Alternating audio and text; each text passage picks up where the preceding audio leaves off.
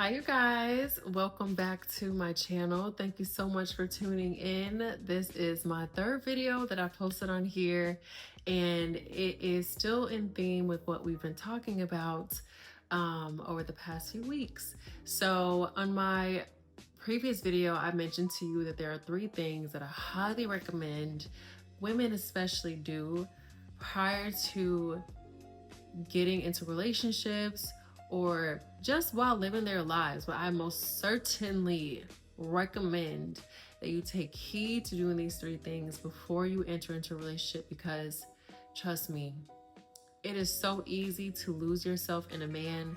And I've been fortunate enough to not have to experience these things.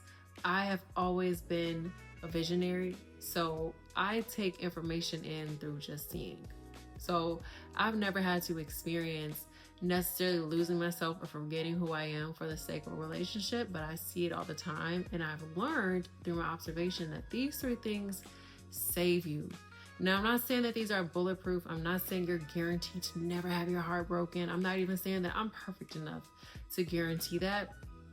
But this is a surefire way to give yourself a fighting chance, okay? So we mentioned traveling alone, living alone, and going out alone. Last week we talked about going out alone. Today I want to talk to you about my favorite topic, which is living by yourself, okay? Living alone. Oh my gosh. I first moved out after college. So I went to college, stayed on campus. My goal was just to move out. Didn't matter what it looks like. My school was only 45 minutes away in college, and I was like, I'm living on campus. So I started out living on campus. I had amazing roommates.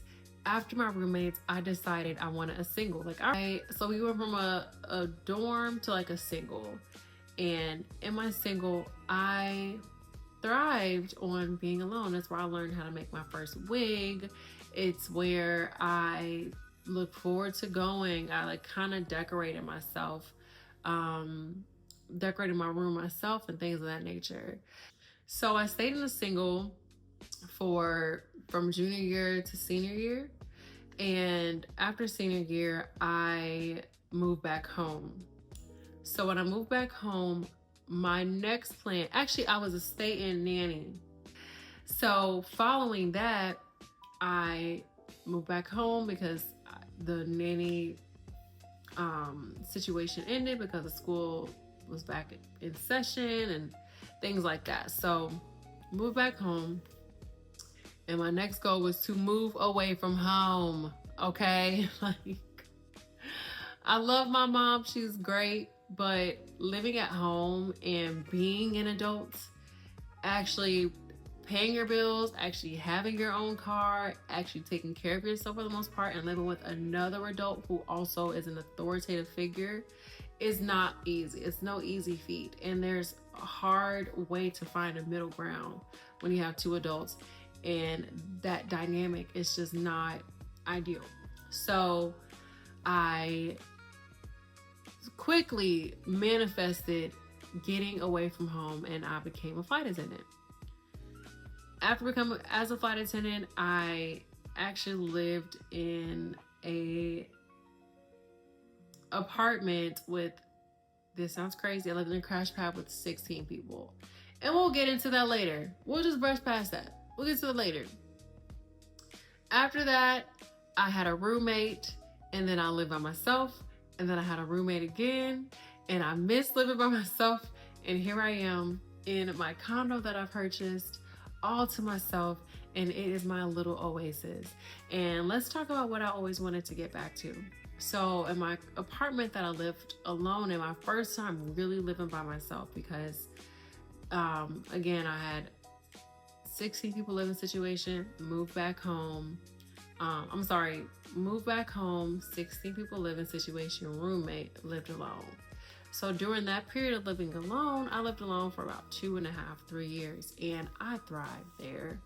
I created habits for myself, healthy habits of cleaning up, of realizing that I'm super anal about a clean bathroom. I would be forced to enjoy my company, watch a TV show, read a book, and take up that space with me. I wasn't always out and about. I dated. I never really I never really had people over. I think I hosted maybe 1 or 2 gatherings. I just learned so much about myself. I lived right down the street from a trail that I would get up and run. A lot of my life was actually here during COVID, when a lot of people actually lost their minds from being alone. I found my sanity, right? I got in touch with myself. I started to understand. I got my real estate license living here. This home for me, and it's almost coming up as I'm reminiscing on it, was such a turning point for me in my life, and just understanding who is Brittany. And this is something that you cannot do living with anybody. It's no experience that you could ever create or curate living with somebody. And I feel like in our developing years, you just start to take off the rose-colored glasses and understand the world in its rawest form. And to do that alone, and to come home and face the things that you've experienced in your day-to-day life, to talk to yourself and sit with yourself and understanding the rawness of the world, really helps you develop into a woman that is really can't be defeated, right? And this isn't to say that I'm not a student. I'm always a student. That's something that I also learned about myself. I always want to learn. So I got better at being quiet, right? Because I'm not always talking to somebody. I got better at observing. Because if you live by yourself, if something's a little off, where'd that come from?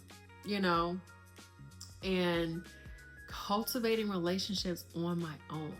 When you live by yourself, you don't have somebody to go to the party with. And I will be damned if I sit around and wait for somebody to say, hey, let's go do this. I basically would have to propel myself out there to cultivate real relationships, whether it be with my neighbor, whether it be with a restaurant down the street, whether it be with a barista up the street, whether it be just from people that I pass on my runs, right? Because I'm not connected to somebody, I am creating this space to welcome in new relationships, to cultivate new relationships on my own accord, right?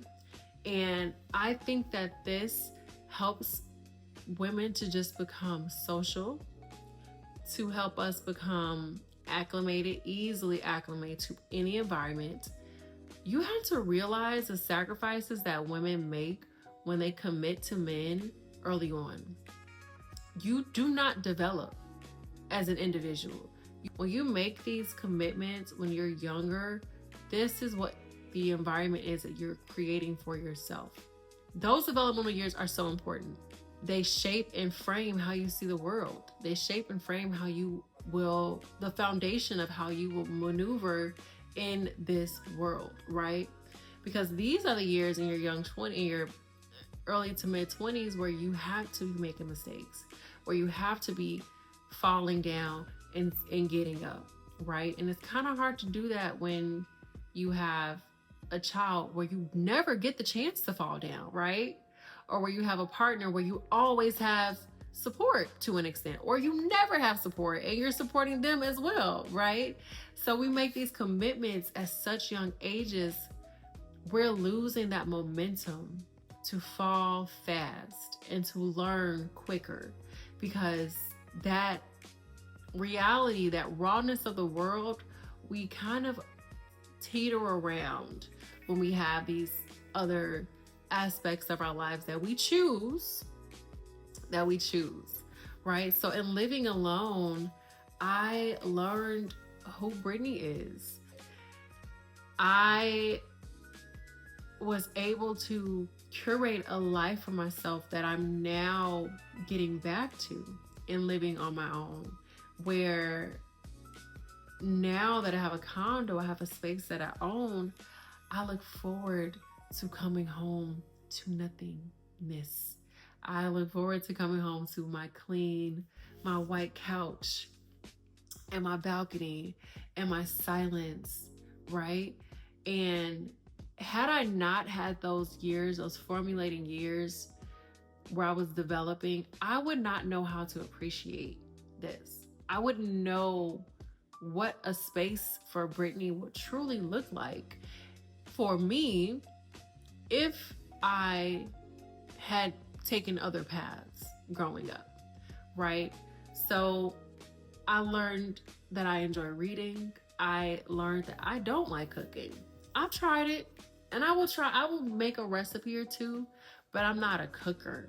No, I'll go to Mariano's and get some pre-cooked meals and put that on the oven. And if that means I'll be single forever, so be it. So be it. If me not cooking means I will be single forever, then so be it. Okay? And I don't want any man coming here. So if you found a man, he had everything you wanted, and he just said you had to cook, you wouldn't do it, man. Right? So this is also another thing. Because I know who I am, there are no scenarios that you can give me that will make me reconsider that. Right? I think women being conditioned to reconsider for the sake of a partner is where these rituals come into play. And all of this goes into your self-development and self-love.